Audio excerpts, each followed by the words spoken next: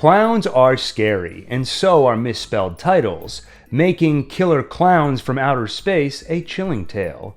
Imagine it. Clowns spelled with a K, an alien ship that looks like a circus tent that lands in the woods by Makeout Point, a place I've totally been to. Inside you find alien clowns trapping the townsfolk in cotton candy cocoons and drinking their gelatinized bodies through silly straws. This 1988 film left little mark when it released in theaters, mainly because it barely released at all before shuffling onto video. That's where it picked up an audience, on VHS and TV. That's how it became a cult classic, and even seeped its way into mainstream pop culture.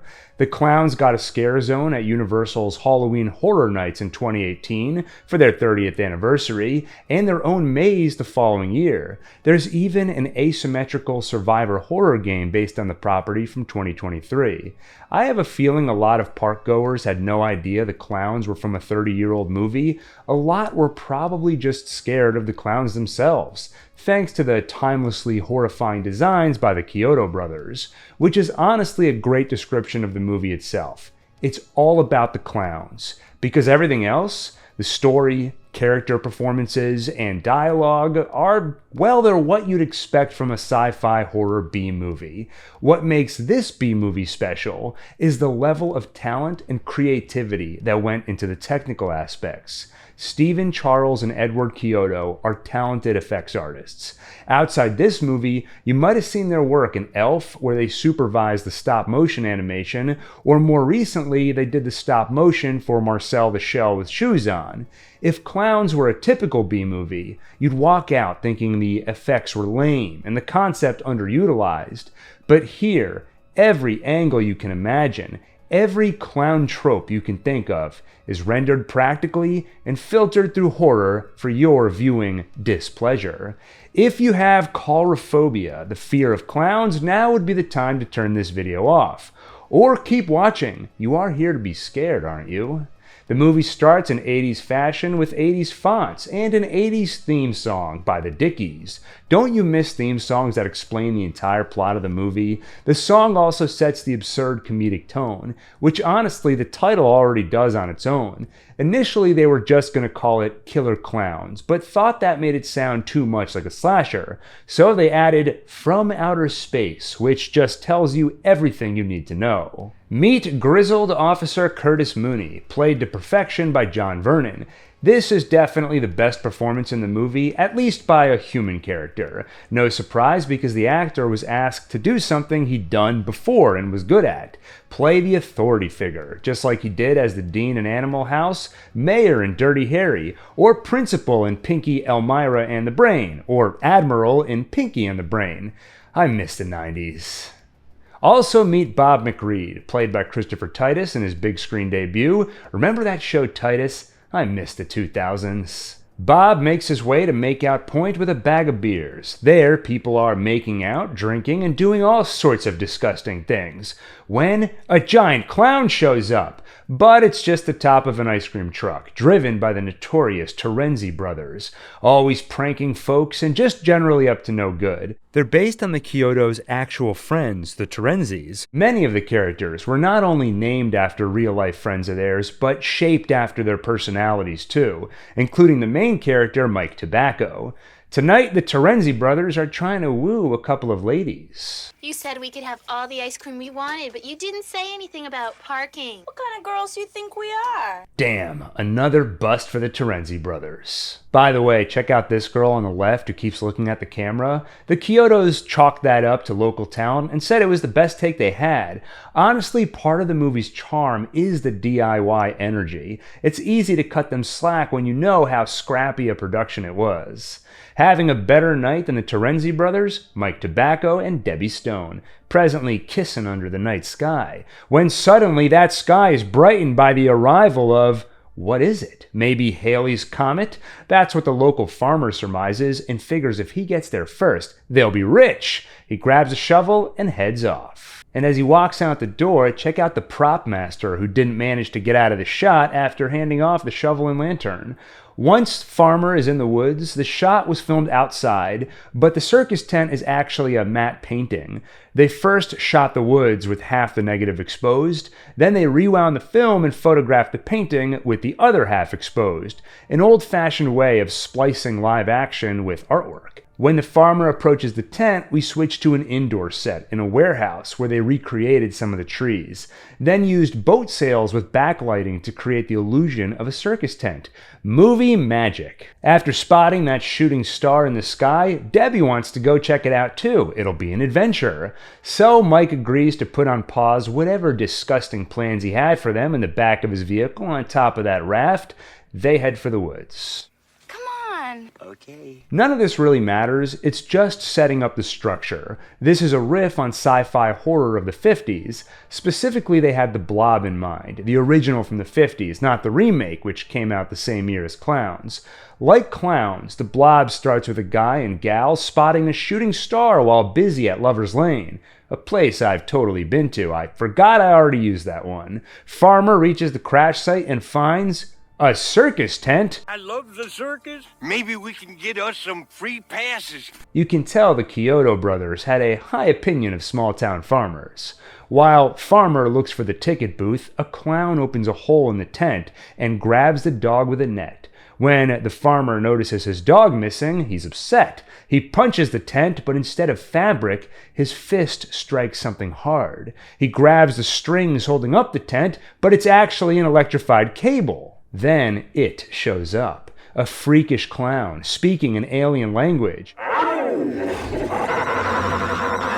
He points his ray gun and pulls the trigger. Look at that thing. The movie is obviously silly, but they genuinely made the clowns terrifying. They look like aliens doing their best to capture the clown aesthetic, but only getting kind of close. So instead, they look like monsters crammed into clown skin suits. And they're just technically impressive. Look at the details, the little movements in their smiles and blinks. To accomplish this, they had special puppet heads used for close-ups, which were controlled by cables. For wider shots, they used what they called walk-around heads, which were radio-controlled basically just for blinking. You also have to appreciate the individuality of the clowns. They all have their own unique look. Nowadays, you'll see they even have names. Jumbo, Shorty, Spiky, Slim, Fatso, and so on. I would love a Donkey Kong 64 style rap about these clowns. In the movie itself, they didn't have names other than pet names they used behind the scenes on set to keep track of things. But in the years since, they were given official names through merchandising. At the police station, Officer Mooney brings in a couple of punks who are boozing it up in the park. There we meet the far more cool-headed Officer Dave Hansen, who tries to calm him down. The kids were just walking back to their dorm with a bottle of wine. It's no big deal. Kurt, come on, Kurt, now just take it easy. You got a thing for these little boys? The fascist cop versus the Boy Scout cop are more elements meant to capture the sort of stereotypes you'd see in the 50s movies that inspired this one. Mooney tosses the two degenerates into a cell. Time for us to check back in on Mike and Debbie. They find the circus tent too, and all of a sudden, things are a little too real for her. She wants to go back, but too late. Now Mike is into it. This looks neat. He wants to see what's going on in that circus tent. Inside, it's like any other circus. Weird hallways, tubes, revolving doors, electrified orbs. One way they saved on budget was by, instead of building a bunch of different sets, they made a bunch of parts that could be rearranged from one scene to another. So they were reusing the same equipment, but it looks like you're going from one room to another. That orb scene, by the way, is an homage to the underground Krell Lab in 1956's The Forbidden Planet. Next, they find a room filled with cotton candy. Ah, Mike knows what this is. This looks like a cotton candy factory to me. This must be where they hang it up to dry before they ship the stuff out. Then he gets real shifty-eyed. I've never seen anything like this before. Have you? No. It's like he has seen this before, but doesn't want to admit it. Have you seen something like this before? No? Anyway, this cotton candy is no ordinary cotton candy. These are cotton candy cocoons filled with dead people. They find the farmer in a partial state of liquefaction. Behind him is a smaller cocoon. I don't have the heart to tell you who's in that one. It's his dog, Pooh Bear, but I'm sure he's fine, don't worry. Once they spot one of the clowns, it all makes sense. This is no carnival. This is a spaceship piloted by aliens that happen to look like clowns. They make a break for it, running from a clown with a popcorn gun. They manage to get out, but not without a bunch of that popcorn on them. That gun, by the way, with only seconds of screen time, took $7,000 to build, mainly because they wanted to match the concept drawing exactly and make it actually functional. It really did shoot popcorn. But one of the lessons Charlie Chiodo took from the movie is that you don't have to slavishly follow your original designs. Often you can do something cheaper that still captures the same feeling you were trying to evoke, even if it doesn't match your original concept precisely. As Mike and Debbie run off, the clowns make a dog balloon animal to follow their scent, a great example of the cartoon gags this movie renders in live action. This is one of my favorite forms of comedy, doing something absurd with conviction and a straight face. On the commentary track, the Chiodo brothers talk about this explicitly. For the most part, they didn't write actual jokes into the movie. Instead, they tried to write a genuine 50s monster movie, which all the characters would take seriously. It just so happens the thing they're taking seriously is absurd. It's commitment to the bit, something people were good at in the 80s. Another great example is 85's Return of the Living Dead, where humor comes from taking talking zombies seriously. The balloon dog finds Mike and Debbie, but the humans get in their car and plow through the clowns. Another dog bites the dust. I mean, that dog from earlier is fine, I'm sure. It's only the balloon dog that pops. After the clowns get hit, one of them gets back up in the foreground, then turns to the one in the background who slowly sits back up. That is the favorite shot of Stephen Chiodo, who took actual directing duties on the movie. I always thought the way he gets up in the background is an homage to Michael Myers after he gets stabbed in the eye. There's even a character named Mr. Myers in the movie who runs the pharmacy. Mike and Debbie drive back to town. It's then the clowns notice the sign, Crescent Cove, 5 miles. Perhaps this is when they get the idea to head into town themselves and find more fresh bodies to be cotton candified. Mike and Debbie get to the police station and share what they saw. Mooney is skeptical. Killer Klowns from outer space. Holy shit. Dave is a bit more willing to listen. Does that have something to do with the fact that he is Debbie's ex-boyfriend? Probably. Meanwhile, the clowns wreak havoc. One puts on a puppet show to lure a boy way too old to be amused by a puppet show before putting him in cotton candy. Another goes to the drugstore where he hides in plain sight by pretending to be a decoration. Why he had to trick the passerbys if he was going to cocoonify them all anyway, I think they're just having fun. Like the clowns who pretend to be pizza delivery boys before one pops out of the box with a ray gun.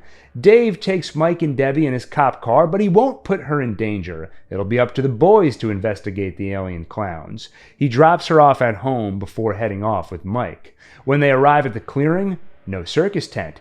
Guess Mike made it all up. Not sure how Dave explains the big mysterious hole in the ground where the tent used to be. In any case, he puts Mike in cuffs. Elsewhere in town, a biker gang messes with one of the clowns, a clown aptly named Shorty, until it punches one of their heads off. Hope Damien Leone is taking notes for Terrifier 4. At Big Top Burger, the big clown tries to lure a little girl outside. The movie attempts a serious moment here, where everything goes silent except for the score. Like, it's all fun and games until they go after a child. And this clown has something behind his back. Not the ray gun, a big toy hammer. So this doesn't even seem to be part of their cotton candy plot. This is just him having fun, I guess.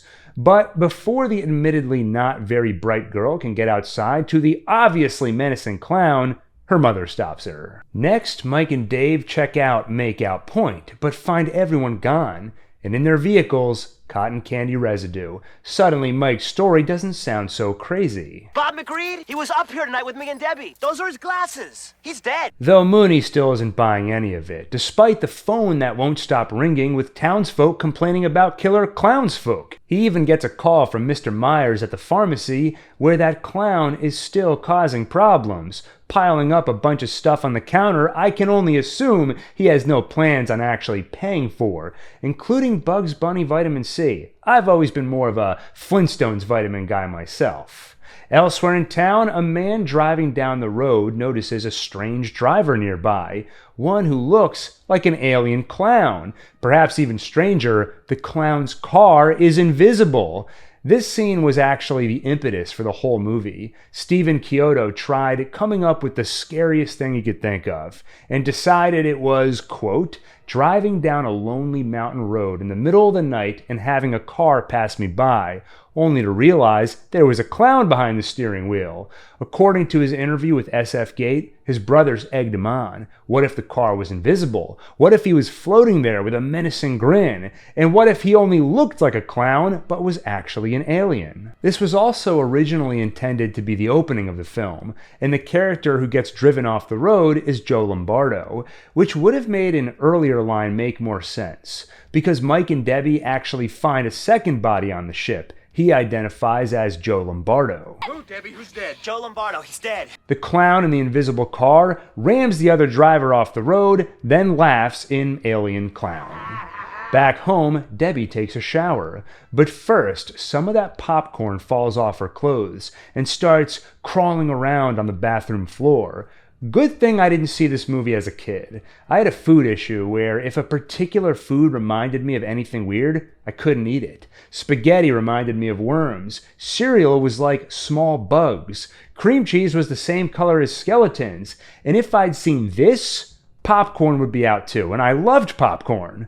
At Big Top Burger, after failing to lure that little girl, the clown moves on to plan B. He sprinkles some popcorn into the dumpster. When a worker goes out to toss out the trash, he hears some chittering from that dumpster and opens it up only to get pulled in by whatever that popcorn has grown into. See, that's how you build tension. Now we know the living popcorn is dangerous. Some of it is in the bathroom with Debbie, so now we're worried about her, at least in theory. What about Mike and Dave?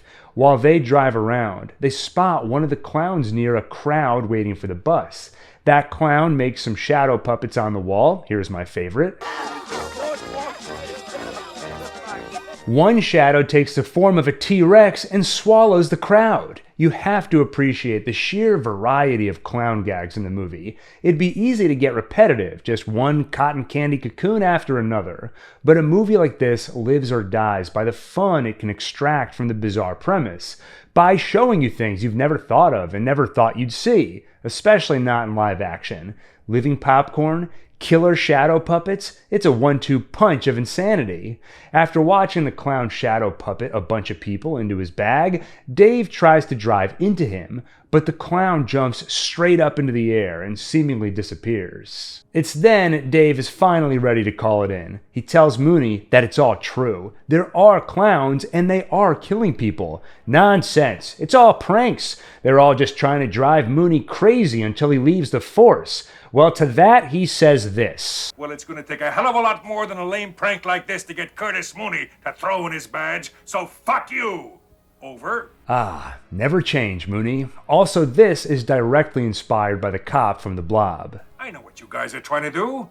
Break me down, drive me out of the force. They're trying to break me down. See what makes me tick. What to do now? Dave heads back to the station while Mike teams up with his buds, the Terenzi brothers. He'll use their ice cream truck's loudspeaker to warn people about the Killer Klowns, one of whom gets to the station before Dave, and pranks Mooney, who promptly places him under arrest and tosses him in a cell. That's when the clown reveals a party blower that unravels an additional arm, which he uses to grab Mooney and bang his head against the bars. By the time Dave arrives, the degenerates from earlier, the ones Mooney arrested for carrying a wine bottle, are cocooned. As for Mooney, the clown beats dead silence by 2 decades and turns him into a human dummy, puppeting him with its hand in his back. Don't worry, Dave. All we want to do is kill you. Independence Day actually did the same thing 8 years later. What is it you want us to do? It's pretty much the same dialogue too, but Clowns was there first. And remember what I said about variety? Party blower hands, human dummies? It can't get any better than that. Not to mention ventriloquist dummies might be even scarier than clowns, so combining the two is a masterclass in horror. Dave shoots the clown multiple times in the chest to no avail. Then he tries shooting it in the nose. That does the trick. The clown spins around, turns into a green crystal, and explodes. Dave calls in the state police. In the meantime, he needs to make sure Debbie is okay. Meanwhile, her boyfriend, Mike, is riding around with the Terenzi brothers when they come upon what looks like some sort of demented clown parade. The freaks are going around town collecting all the cocooned people with a big vacuum machine. The vacuum machine is basically a pickup truck with a painted wooden facade with a big tarp lit from within to create the appearance of the balloon. As for Debbie, she finally finishes up her shower and finds the popcorn kernels have transformed into baby clowns with long necks. But she manages to fight them off with hairspray, water, and good old-fashioned gumption. She runs to the front door and hears Mike behind it. No, it's a clown impersonating Mike's voice. She runs to the window, but they're waiting for her there too. No good. Finally, they corner her, trap her in a balloon, and carry her off. Why do some people get cocooned and others ballooned? I guess sometimes they want to keep the meat fresh. For now, we can only speculate until Ryan Gosling fills in the blanks. The real Mike arrives just in time to see them carry her off. Oh, you're wondering why I mentioned Ryan Gosling. He's apparently producing a reboot with Amazon MGM Studios, though this is one of those I'll have to see it to believe it headlines. Mike and the Terenzi brothers chase the clowns with their ice cream truck. You've got to love the image of a police car chasing an ice cream truck chasing a clown car. When they stop suddenly, Dave crashes into them, wrecking his car. Instead, he piles into the truck with them, and they continue on. Where to find the clowns? The amusement park, obviously, so they head that way. Though they aren't actual clowns, it seems by coincidence their alien culture and ship designs happen to match Earth's circus aesthetic. So maybe they look at the amusement park and think it's an alien outpost. Maybe it is an alien outpost. Maybe human clowns are in contact with the killer clowns as their conduits to Earth. Gosling, hope you're taking notes. At the amusement park, the clowns pie a security guard over and over until those pies melt his flesh, turning him into a pile of bones and confectionery. Mike, Dave, and the Terenzi brothers arrive shortly after them.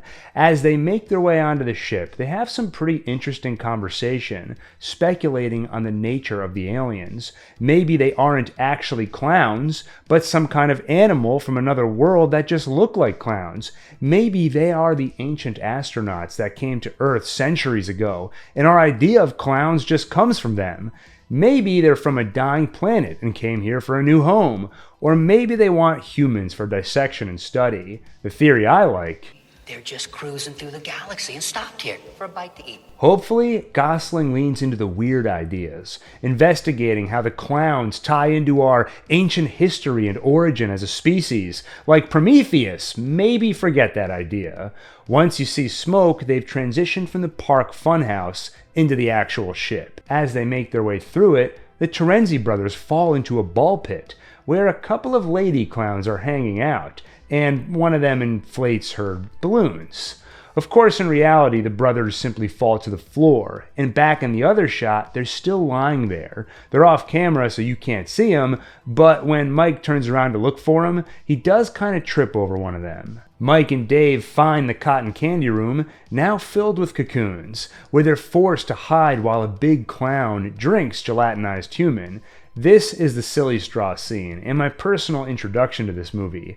I caught this part on TV sometime in the 90s, and was so intrigued by it. It gave me a reverence and nostalgia for the absurdity to be found in 80s horror comedy, though I didn't get around to actually watching the movie until a couple decades later. Once the clown leaves, they find the yellow balloon and pop it with a bullet, saving Debbie. They try to leave, but clowns are in pursuit. Dave kills a couple with bullets to the nose, but more follow. They run through the demented funhouse of a spaceship until they reach a door that leads to another door that leads to another door that leads to another door that leads to a room where they're surrounded by clowns. Until the Terenzi brothers crash through the wall in their ice cream truck. Through the loudspeaker, they order the clowns to stand down, and they listen. Why? Because the top of the ice cream truck is decorated to look like a big clown head. So they think the loudspeaker is a high clown official or something, handing down orders. As the humans try to leave, an even bigger clown shows up, lowered from the ceiling, attached to strings. As the screenplay describes him, a 15-foot marionette monster clown, now officially known as JoJo the Clownzilla. The effect was achieved, much like Godzilla, by shooting him on a miniature set, then compositing that footage with the guys in the foreground. Note, by the way, the torn clothes and lipstick on the Terenzi brothers. Guess the ice cream gambit finally paid off, if you catch my meaning. It seems those female clowns took a liking to them. Unfortunately, Clownzilla doesn't feel the same way and tosses their truck across the room, exploding it in the process. Finally, Dave stays behind to distract Clownzilla while Mike and Debbie escape. Outside, they join the arriving state police and watch the circus tent take off. Seems the clowns are ready to head back home, except Dave, lifted up by Clownzilla's fist, done using a large hand they constructed for the close-up, and miniature mechanical Dave for the wide shot, he punctures the marionette's big red nose with the pointy end of his badge. That kills the clown, and for some reason also blows up their ship. But fear not. A clown car falls to Earth, and Dave gets out of it. He was able to take cover when the ship blew, and the Terenzi brothers are saved too. It turns out they hid in the freezer when their truck blew up. And I can only assume that's where Spielberg and Lucas got the idea for the opening to Kingdom of the Crystal Skull. So, is it over? Yes, except it's raining pies. Hopefully they aren't the flesh-melting kind, though I assume they are, because it would seem like a bad idea for the clowns to have both pies for eating and some for flesh-melting that look identical. You imagine they'd get mixed up all the time. So I think it's safe to assume the entire main cast dies after the credits roll. Anyway, no more clowning around, because that's the end of the movie. It's a fun time. I love how wild they go with the concept, leaving nothing on the table, finding every way they can to turn classic clown tropes into sinister alien machinations. Watching it all, you can't help but think, what a perfect vehicle for Ryan Gosling. Seriously, what a weird matchup. To be clear, they haven't said he's in it, just that he's producing, and he must have a thing for horror. He was also attached to the 2025 Wolfman remake before dropping out. So maybe Killer Klowns from Outer Space will fill the horror-shaped hole in his heart, as it's done for so many of us. On the DVD commentary recorded almost 25 years ago now, 13 years after the movie came out, the Kyoto brothers talk about wanting to do a sequel. They even mentioned one of their ideas. They'd reveal a clown's egg was left behind, then a sideshow of circus freaks would adopt the killer clown that hatches from it. Then when the clowns come back, the baby clown would have to decide whether to side with the humans that raised it or the clowns. I love the idea, and I think we are long past due for a comeback. Obviously, this is a different sort of movie. Some horror movies you experience as a story. You get invested in the characters, you want to know where the plot is going to go. Other horror movies are more like a haunted house ride. It's a series of weird or creepy scenarios realized viscerally enough. The sequences work regardless of the context around them. The story is just there as connective tissue. Then the question is just how creative, effective, and varied are those sequences? The creepy but fun mix this movie presents, especially in the early days of Scary Clowns, earns it a place in horror movie history. With that, have a good night, and remember, if you see a circus tent where it doesn't belong, or if you smell cotton candy and don't know why, call 911, you might be having a stroke. One Take's Month of Terror continues tomorrow with Long Legs.